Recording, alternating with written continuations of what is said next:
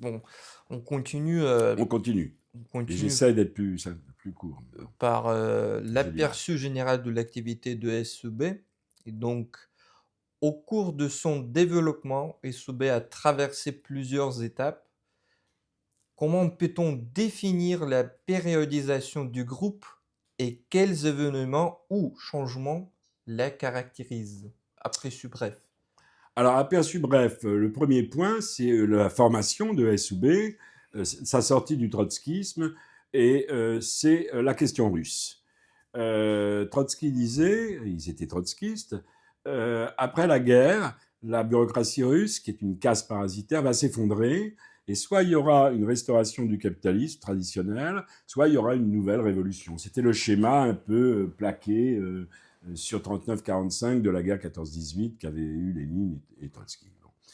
Il se trouve que ça, à la suite de la Deuxième Guerre mondiale, de même que la montée des USA se fait, de plus en plus marquée depuis 14-18, la bureaucratie soviétique se consolide avec le stalinisme. Et non seulement elle se consolide, mais elle s'étend aux démocraties dites populaires en Europe centrale.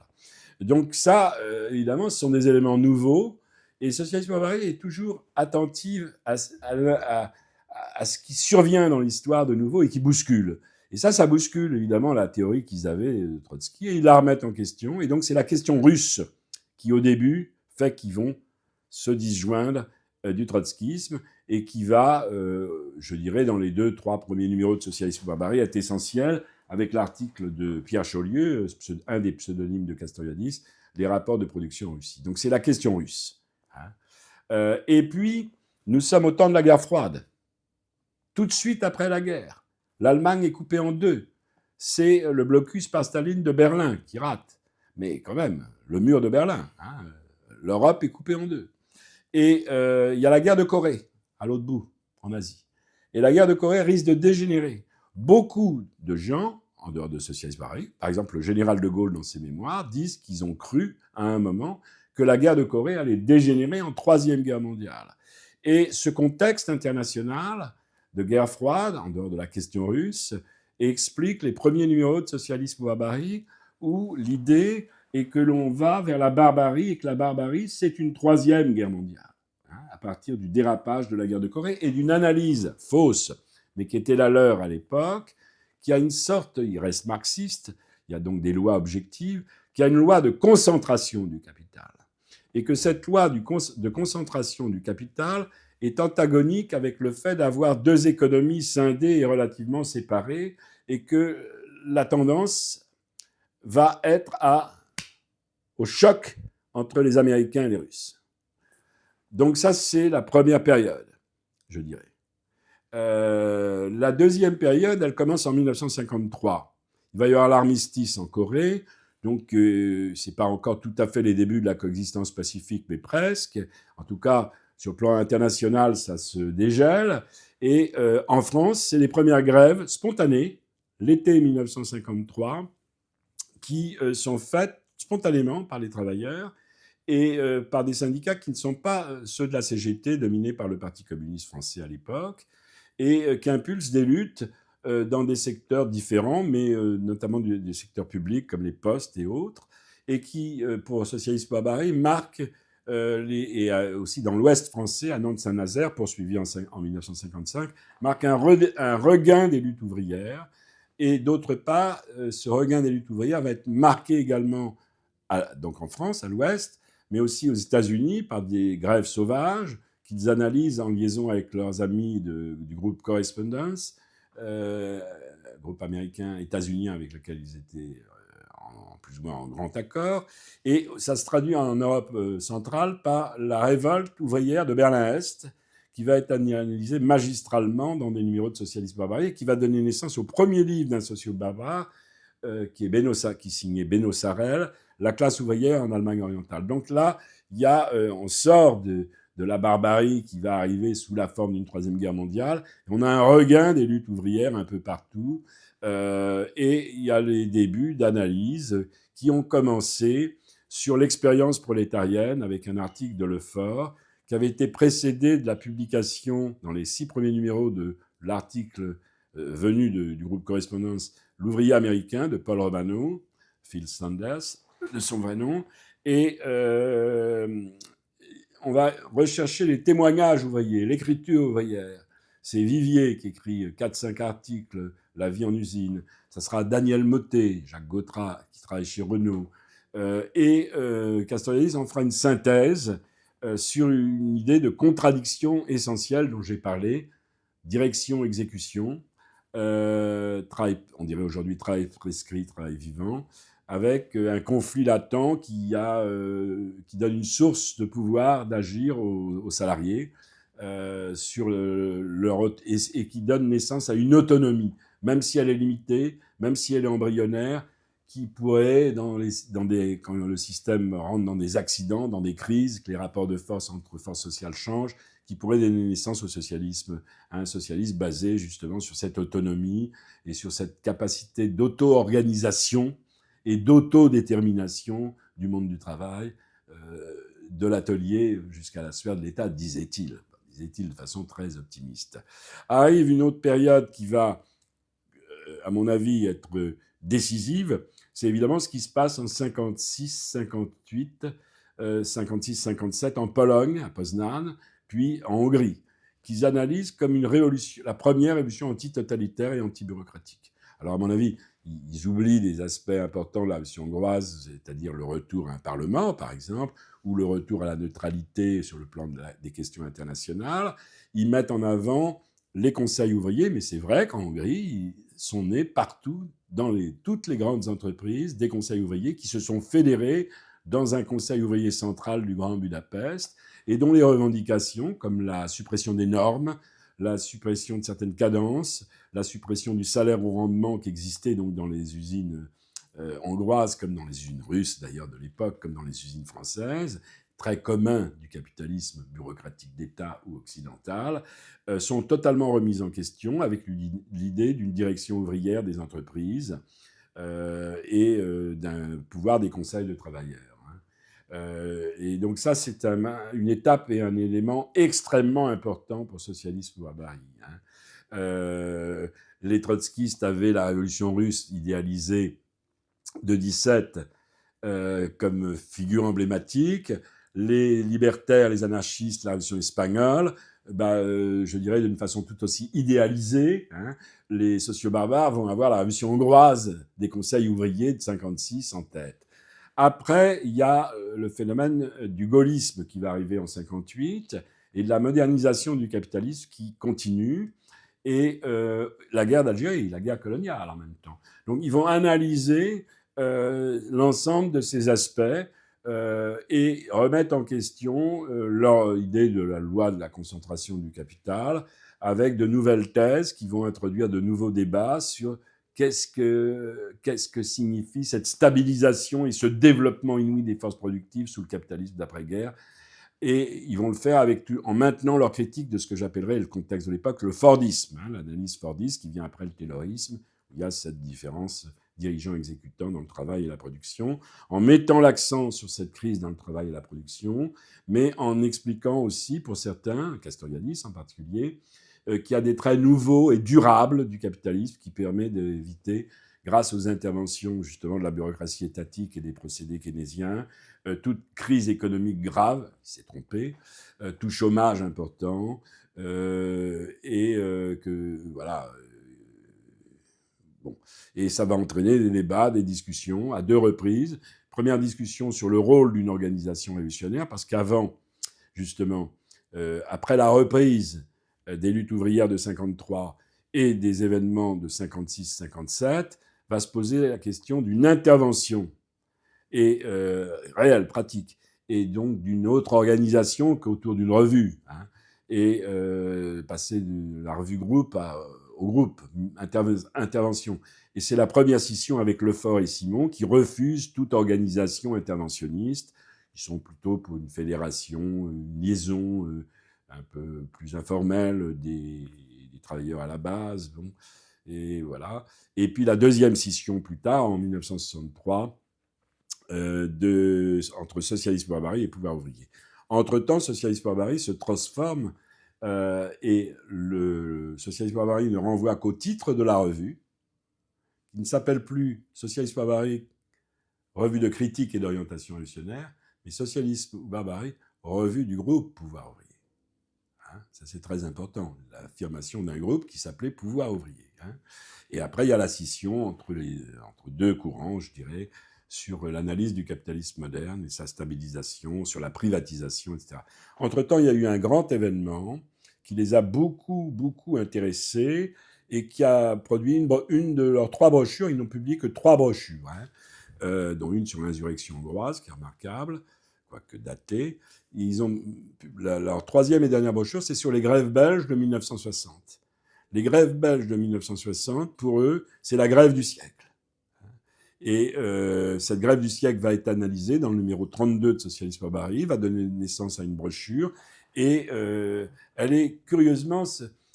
alors, elle est intéressante parce qu'ils vont restituer le prolétariat dans son ambivalence, passivité, activité, stabilisation, non-stabilisation, à partir de ces grèves belges. Et ils vont en avoir des lectures un peu différentes, mais c'est un événement très important, ces grèves belges de 1960. Hein. Et puis après, je pense que le groupe se délite. Quand il se coupe en deux, je dirais que le groupe ne parle presque plus d'une seule voix très vite. C'est plus un groupe vivant, c'est plus un groupe qui intervient. À nouveau, il y a ce qu'il ne voulait pas. Rétractation sur une activité purement académique, c'est-à-dire la production d'une revue. Hein. Et dans cette revue, quelqu'un qui joue un rôle pas unique, mais presque unique, quoi. Hein. C'est-à-dire le contraire d'un groupe vivant, collectif, avec des gens différents, qui peuvent avoir des avis différents, etc. Donc un échec politique total à la fin. Ils ont tenté par 2 fois néanmoins, et c'est important aussi de le souligner, de sortir de leur isolement, parce qu'ils avaient compréhension d'un certain isolement. La première fois, c'est justement autour de ça, après 1956, avec des trotskistes et d'autres syndicalistes révolutionnaires, de faire un journal ouvrier national, pour sortir, qui ne se définirait pas de A jusqu'à Z sur le programme de socialisme barbarique, qui intégrerait d'autres gens, donc plus large, un comité de liaison beaucoup plus large. C'était vraiment une bonne idée, elle n'a pas eu lieu, parce qu'il y a eu une double opposition de Lefort et de Vega et d'autres, curieuses, et puis qui trouvaient artificiel de faire ça, disons, pas pour les mêmes raisons, mais enfin qui trouvaient artificiel de faire ça. Et il y a eu une deuxième tentative, quand la nouvelle gauche en France, qui a abouti au PSU, s'est créée. Il y a eu l'Union de la gauche socialiste, Jean-François Lyotard y a adhéré, les groupes de Nîmes et de Marseille de SUB y ont adhéré.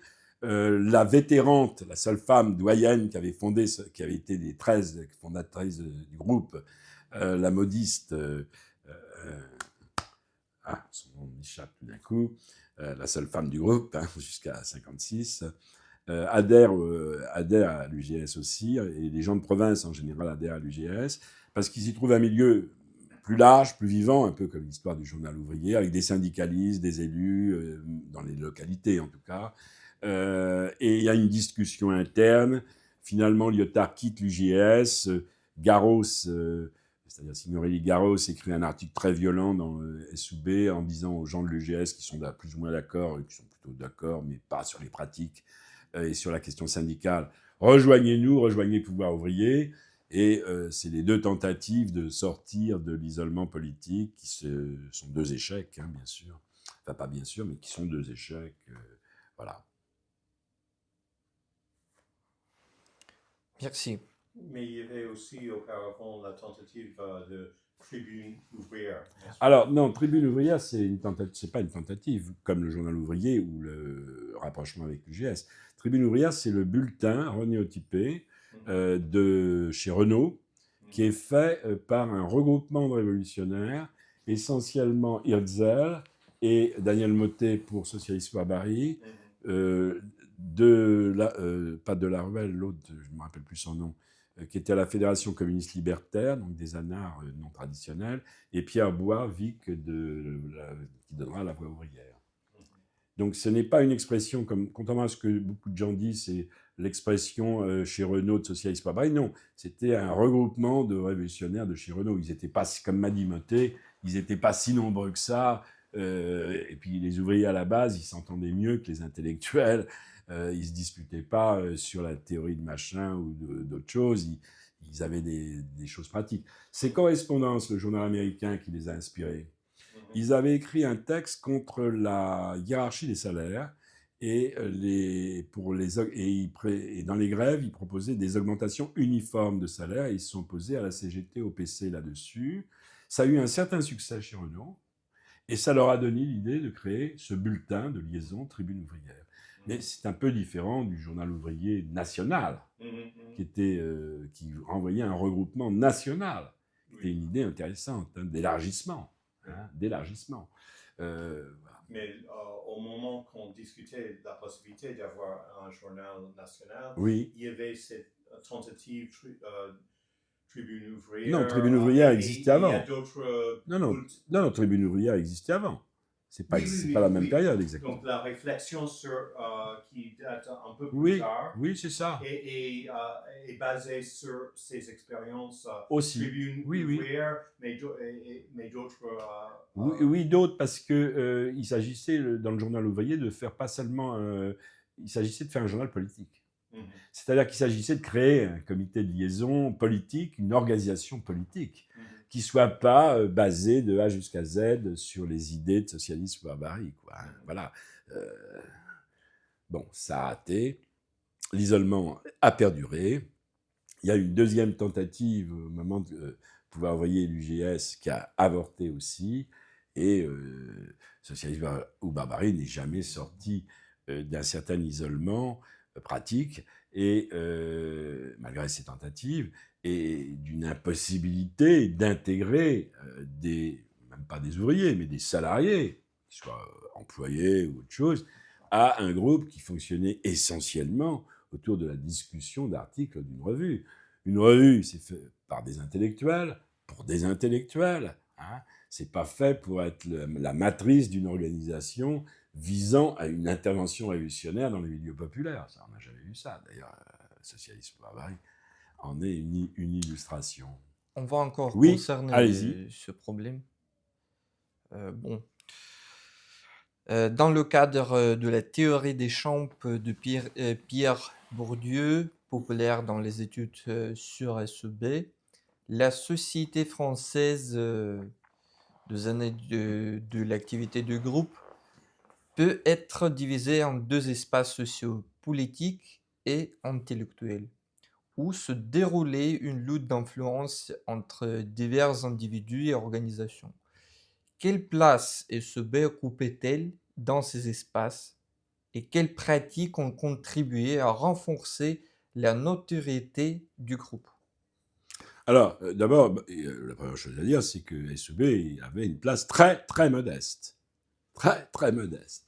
Mais dans le champ intellectuel, SEB avait deux membres de SEB à son début, Benoît Sarel et Claude Lefort, qui participaient à la revue des temps modernes de Jean-Paul Sartre et Merleau-Ponty. Et cette revue, les temps modernes, était la revue de gauche, des intellectuels de gauche, des intellectuels progressistes après la Libération. Elle avait un succès certain.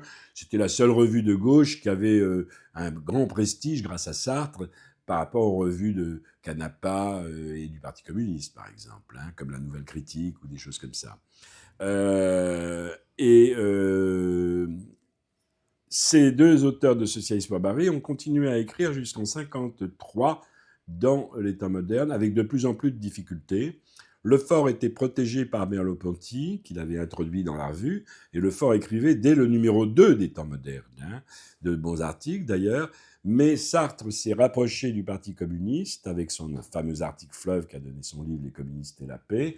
Il a éjecté en quelque sorte Sarel et Lefort. Et du coup, il y a eu une espèce des temps modernes et le courant sartrien sont devenus un punching ball pour SEB qui a tapé dessus. Il y a eu un article assez fort de Chaulieu, Castoriadis, qui qui s'appelait le stalinisme, Sartre, le stalinisme et les ouvriers, qui était une sorte de règlement de compte, quoi, un petit peu. Hein. Il y a eu aussi un article de Lefort plus tard sur la méthodologie des intellectuels dits progressistes à propos de Péju et d'autres. Hein. Donc il y a eu ce différent, cette histoire conflictuelle avec les temps modernes, mais sans grand résultat, hein, sans grand résultat. Et puis après, beaucoup plus tard, il y a eu la revue Argument. Et là, encore, Lefort, Sarel et même Casteau à un moment, et Daniel Mottet aussi, et d'autres, Yvon Bourdet, ont participé par des articles à une revue qui était créée par Edgar Morin, par Jean Duvigneau, par Pierre Fougerolas, par d'autres, qui sortaient du Parti communiste et qui étaient dans une période de révisionnisme, de révision des grandes idées, de toutes les grandes idées sans tabou, et qui ont contribué, avec une maison d'édition qu'ils avaient, à faire connaître des textes du marxisme hétérodoxe qui étaient inconnus, notamment Histoire et conscience de classe de Lukács, des thèses de l'école de Francfort, Marxisme et philosophie de Karl Korsch, c'est-à-dire de toute une série de philosophes et de penseurs d'avant-guerre qui avaient inauguré le révisionnisme philosophique par rapport au marxisme-léninisme, qui avait remis en question philosophiquement le positivisme, l'économisme, le côté scientiste-déterministe du marxisme-léninisme officiel.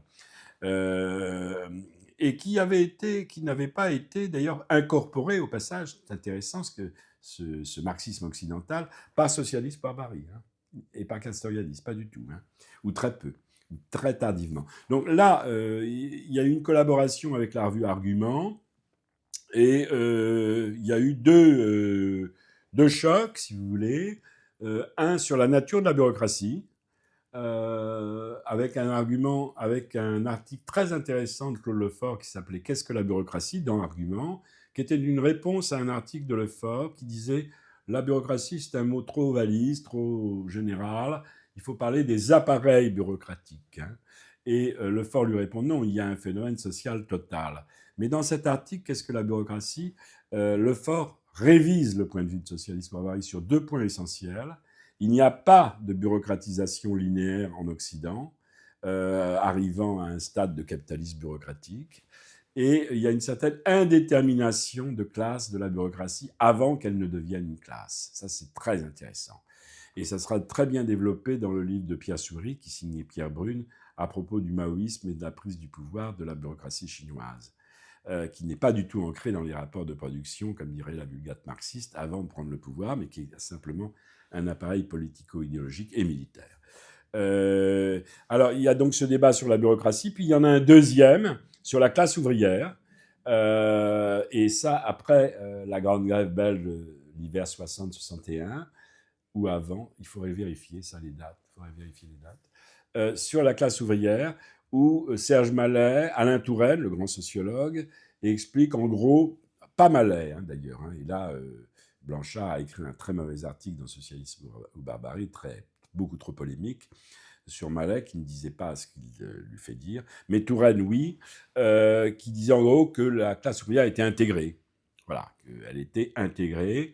Et Socialisme ou Barbarie va répondre dans un numéro avec un article signé Jean Delvaux, qui est un autre pseudonyme de Castoriadis, Monsieur Alain Touraine et les classes sociales, où... un an avant, pourtant, certains textes qui vont circuler dans le groupe, nous sommes bien avant les grèves belges, nous sommes en 58. Excusez-moi. Il explique que les thèses de Touraine ne tiennent pas parce que ce qui compte, c'est pas le niveau de vie, ni l'intégration relative par la cité de consommation, comme compensation au travail déshumanisé du Fordisme, mais la place des travailleurs dans le travail et la production, et que ça reste non pas inchangé, bien sûr qu'il y a des modifications importantes, significatives, mais sur l'essentiel, ça reste un invariant. Et c'est un deuxième débat avec argument. Alors, Edgar Morin dira à leur propos, ils allaient à l'essentiel, Socialiste Barbarie allait à l'essentiel, mais en l'hypostasiant. Et ils avaient une vision du prolétariat un peu comme un dieu caché de l'histoire, ce qui n'est pas tout à fait faux, hein, au passage, à mon avis. Et il dira aussi, plus tard, dans son livre autocritique, qu'il s'est rallié un temps, pourtant, grâce aux discussions avec Lefort et Castoriadis, à l'idée du socialisme des conseils, mais il dira attention, mon socialisme, Edgar Morin, mon socialisme des conseils s'allie à des formes, à un cadre pluraliste et à un parlement, à des syndicats, et pas seulement à une pyramide de conseils. Ce que dira d'ailleurs Claude Lefort dans une revue beaucoup plus tardive qui s'appelle Libre, post-socialisme barbarie, à propos de la source hongroise, où il développera cette idée du pluralisme contre Castoriadis, qui maintiendra son idée des conseils comme pouvoir exclusif et exhaustif. Donc, c'est Castoriadis. Ça, c'est le titre de... Oui, la source hongroise. Oui, le numéro de Libre, la revue Libre 1, c'est... alors, il y a 2 articles, un de Lefort, je ne me rappelle plus comment il s'appelle, et la source hongroise de Castoriadis. Mais l'article de Lefort est beaucoup plus intéressant, je trouve. Donc voilà, il y a cette rencontre avec les temps mouvementée avec les temps modernes, cette rencontre moins mouvementée qui va finir par une amitié d'ailleurs avec Edgar Morin qui sera invité ensuite dans la revue, avec la revue Argument. Il y a des rencontres avec d'autres intellectuels prestigieux en France, par exemple avec le grand historien helléniste Pierre Vidal-Naquet, qui va être au bord de l'adhésion, qui va être un sympathisant de socialisme barbarie, et qui est quand même très connu à l'époque, non seulement parce que c'est avec Jean-Pierre Vernant un de nos plus grands hellénistes, et qu'à part l'égyptologie, les Français sont passionnés dans les milieux, en tout cas académiques, par la Grèce antique, mais aussi parce qu'il dénonce la torture en Algérie et la guerre coloniale, et qu'il joue un grand rôle dans le manifeste des 121. Il a dit pourtant qu'il n'allait pas adhérer. Par la suite, il a dit qu'il n'allait pas adhérer à socialisme barbarie parce qu'il était bourgeois. Non, je crois qu'il avait... Je pense que comme Morin, il avait à la fois une empathie, un intérêt. Il voyait que ce groupe disait des choses, mais qu'il y avait des trucs qui n'étaient pas forcément d'accord, quoi. Mais ce qui concerne le champ politique, on a abordé le champ intellectuel. Intellectuel, oui. Alors le champ politique, il est tout aussi modeste que le champ intellectuel. Le champ politique, c'est des rapports plus ou moins conflictuels avec ceux dont ils proviennent et qui grossissent, contrairement à socialisme barbarie, des trotskistes, avec une tentative, avec une partie d'une fraction du groupe lambertiste, trotskiste-lambertiste, qui publiait Information ouvrière, le groupe Raoul. Raoul était un ami de Castoriadis depuis très longtemps, l'après-guerre. Ils avaient même habité ensemble 15 jours rue Falguière, chez Lefort, qui est très proche, ce groupe Raoul, de certaines thèses de socialisme barbarie, mais pas sur le syndicalisme. C'est ce qui fera avorter l'histoire du journal ouvrier. Donc là, c'est lié à l'histoire du journal ouvrier qui devait se faire notamment avec le fameux groupe Raoul et le renfort d'une partie de ces trotskistes et d'anarcho-syndicalistes.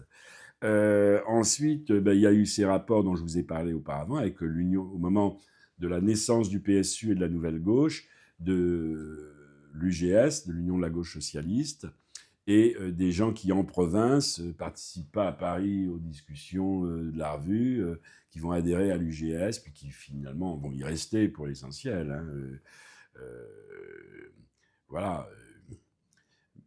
Après, il y a une opposition farouche au Parti communiste, bien sûr à ce qu'étaient les sociodémocrates de l'époque, c'est-à-dire la SFIO, qui couvrait avec Guy Mollet la guerre d'Algérie, qui a envoyé le contingent français se battre en Algérie, qui a même couvert en partie la torture, etc.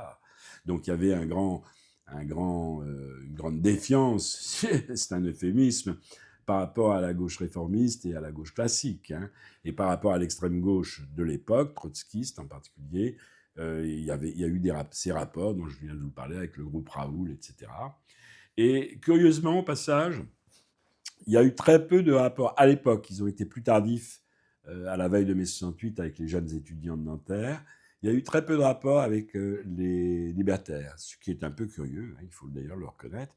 Ça s'explique par le fait que les libertaires étaient divisés en deux en France. La fédération anarchiste, qui était une fédération synthétiste, où il y avait tout, des anarchistes individualistes, des pacifistes, dont ça ne pouvait pas plaire à SUB, c'était confusionniste. Et puis la fédération communiste libertaire de Georges Fontenis, qui avait piqué les 2 tiers de son programme à Socialisme barbarie, au passage, dans son manifeste, hein, quand Fontenisse l'a publié, mais qui était très activiste au moment de la guerre d'Algérie, à un point, je dirais, en idéalisant la lutte nationaliste algérienne, qui n'a pas plu aux socio-barbares. Et ils ont eu tort, pas que ça leur plaise pas, ils avaient raison là-dessus, mais de ne pas continuer à avoir des rapports avec ce groupe, qui était un groupe plus ouvrier et plus populaire qu'eux. Il faut savoir que le libertaire en France, à la Libération, est constitué de beaucoup de noyaux ouvriers, dont une petite partie travaillera avec Tribune ouvrière et SOB, enfin avec 2 membres de SOB, Mottet et Attal. Il faut comprendre que le libertaire, pas le monde libertaire d'aujourd'hui, le libertaire se vendait à 10 000 exemplaires. Et c'était un hebdomadaire. Donc, il était de composition sociologique beaucoup plus ouvrière et populaire que SOB ne sera jamais. Et en quantité et en qualité sociologique, je veux dire.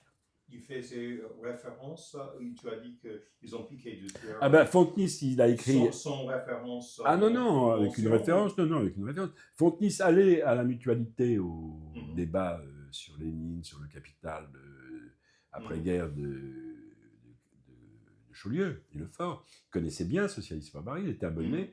Et il a écrit avec d'autres un manifeste de la FCL, la Fédération communiste libertaire, qui, aux 2/3, si tu veux, est piqué de Socialisme Barbarie, quoi. Voilà. Mais son avec un tiers. Référence explicite. Ah, je me rappelle pas. Oh, okay. Je me rappelle pas, mais c'était pas le problème. Je veux dire, c'était pas. Tu vois ce que je veux dire? C'est une question bibliographique. Oui, non. Sans référence explicite, je crois. Oui. Mais il l'a dit oralement à plusieurs reprises. Tu vois, c'est très clair. Hein, l'analyse des pays de l'Est, capitalisme bureaucratique, analyse pour la gestion ouvrière, analyse pour voilà, plein de trucs.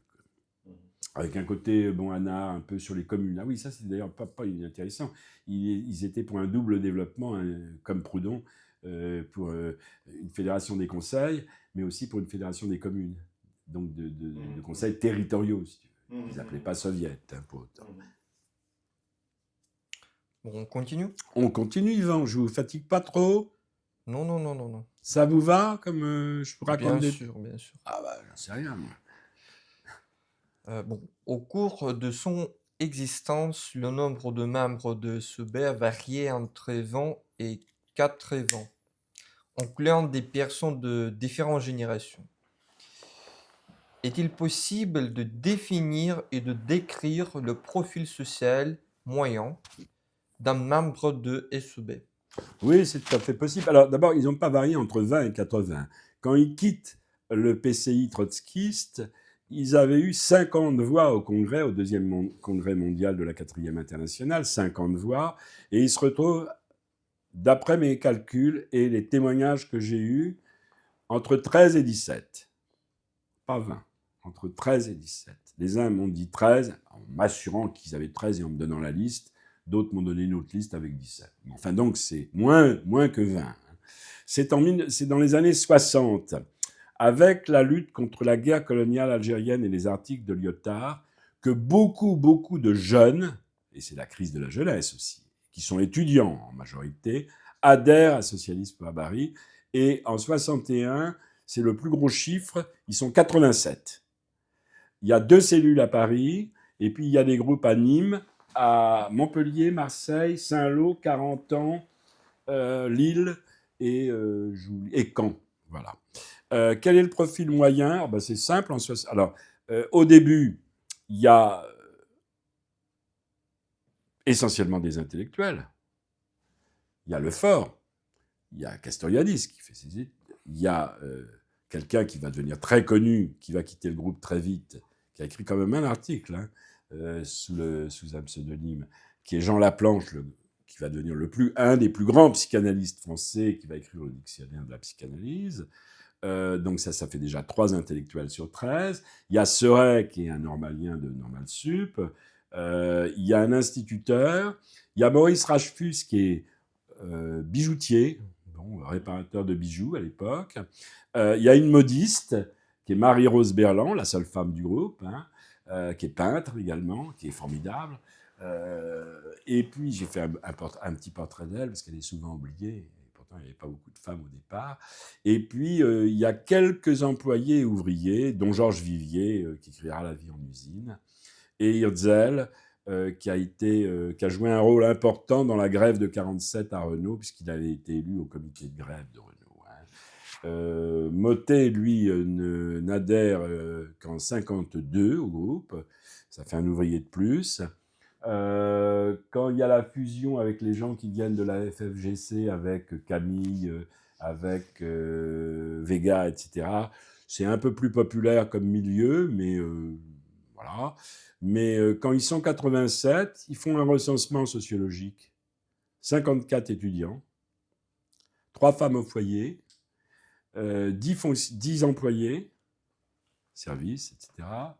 Et le reste, c'est des professeurs, c'est des enseignants. Donc on voit très bien qu'il n'y a pas d'intégration significative d'ouvriers au groupe, hein, et qu'il n'y en a jamais eu. Hein. C'était très difficile, je pense, pour un ouvrier. C'est ce que Mottet m'a raconté. Il me disait, vous vous rendez compte, je travaillais à Renault, il fallait que j'aille chez Renault, je n'habitais pas à côté, le transport, ensuite l'usine, difficile la vie en usine, et après il fallait que je me tape le soir des réunions qui n'en finissaient pas, mais c'était un travail de fou, quoi, hein, une semaine de fou. Comment voulez-vous qu'un ouvrier normal, entre guillemets, à part Mottet, mais ayant des velléités d'émancipation, se retrouvant en gros dans ses idées, puisse participer, s'activer, et comme ouvrier et comme membre d'un groupe qui publie essentiellement une revue. C'est impossible, je le répète, cette revue était faite par des intellectuels, pour l'essentiel, pour des intellectuels.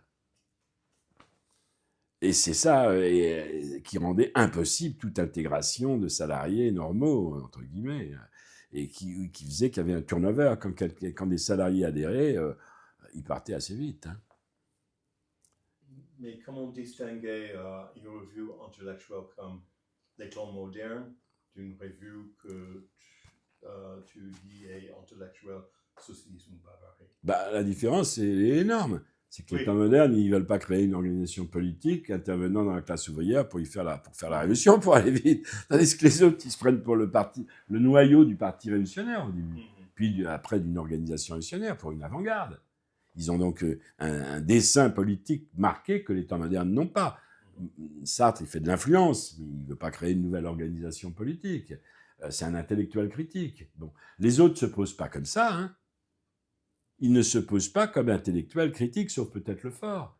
Ils se posent comme des révolutionnaires qui veulent créer au début un parti révolutionnaire de type nouveau, non léniniste, puis la rupture avec le léninisme se fait encore plus forte après, une organisation révolutionnaire interventionniste. C'est ça leur objectif. La revue n'est qu'un outil. Pas d'action révolutionnaire sans développement de la théorie révolutionnaire, disent-ils au début, puisqu'il faut élucider certains problèmes nouveaux, comme la question russe, le développement du capitalisme occidental, etc. Mais d'accord, mais ce n'est qu'un outil, qu'un instrument pour intervenir dans les entreprises, qui a été oublié en cours de route. C'est ça l'échec politique de Socialisme Barbarie, par rapport à ses propres intentions, ses propres motivations de départ, explicites dans le numéro 2, dans le rapport, et dans les rapports sur la vie du groupe, dans la revue. Oui. Bon. Vous avez arrêté là, non? Non. Arrêté? Ah non, d'accord, vous ferez ce que vous voulez. Bon, la partie théorique, et on commence par une grande question. La question russe, c'est-à-dire le problème de la définition de la nature sociale de l'Union soviétique, était l'une des principales pierres d'achoppement de la pensée marxiste occidentale, notamment au sein du mouvement trotskiste international. Quel rôle a joué la question russe dans la formation et le développement du projet théorique de SEB? Comme je l'ai déjà dit, donc je ne vais pas me répéter, essentiel au départ. Après, c'est une question réglée pour eux, ils n'y reviennent pas, mais au départ, c'est une question essentielle. Alors, il se heurte à la conception de Trotsky, qu'il critique dans l'article « Les rapports de production en Russie », montrant que Trotsky est victime je dirais, d'un juridisme confondant les formes de propriété et les formes de production. Pour eux, la bureaucratie est une nouvelle classe exploiteuse et non pas une casse parasitaire qui se sucrerait uniquement au niveau du procès de distribution à travers des privilèges des nomenclaturistes, etc. Ou de la corruption, ou les deux. Pourquoi ? Parce que la bureaucratie gère le procès de travail, occupe la place centrale par rapport à la disposition des moyens de production, fait que l'ensemble des couches populaires et de la classe ouvrière sont des salariés, même si c'est d'État qui possèdent des grands moyens de production et qui produisent de la plus-value. Et cette bureaucratie, elle utilise le surplus comme elle l'entend, entre ses propres dépenses improductives, mais aussi pour l'accumulation du pays. C'est elle qui choisit les investissements dans tel secteur, pas dans tel autre, etc.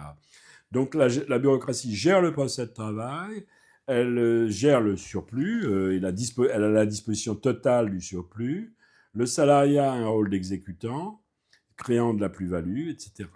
Mais donc, par ailleurs, les traits les plus saillants de l'organisation du travail, malgré des originalités, le stakhanovisme par exemple, en Russie à l'époque de Staline, les traits les plus saillants de l'organisation du travail sont ceux qu'il y a aussi dans le Fordisme. À un moment, je crois que c'est le Ford qui dit les usines Fordistes, c'est des petites Russies quant à leur organisation bureaucratique. Bon.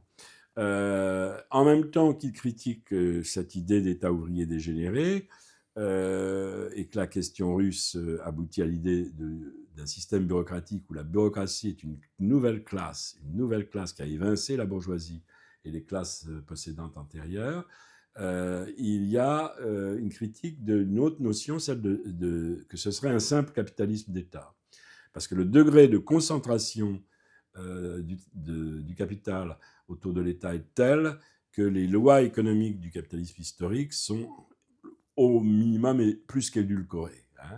La loi de la valeur, la concurrence entre capitaux, la propriété privée avec des héritiers, des moyens de production, tout ça fait que ce n'est pas un simple capitalisme d'État, même si l'expression capitalisme bureaucratique est parfois remplacée par société bureaucratique, ce qui est intéressant.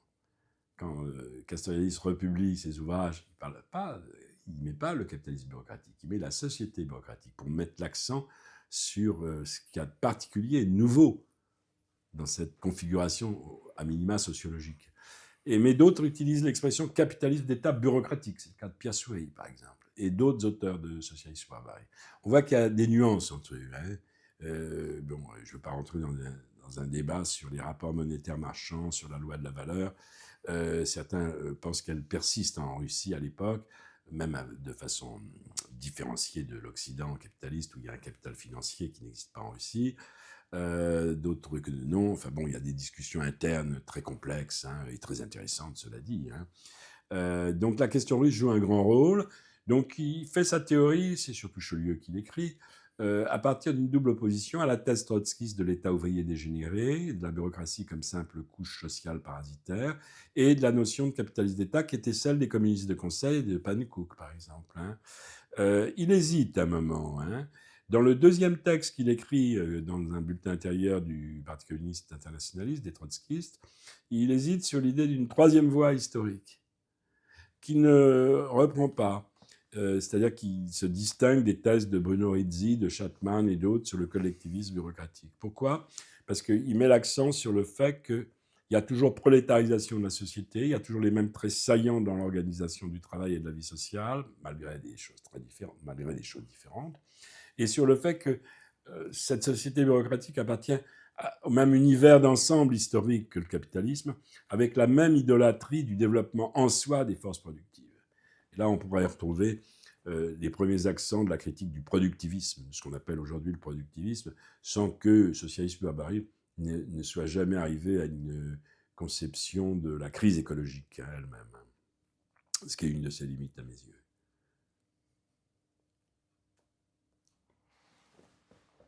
D'accord. Alors, il faut se référer aux textes. Il faut que les gens aillent voir les textes aussi. Il faut publier ces textes. Il faut une anthologie.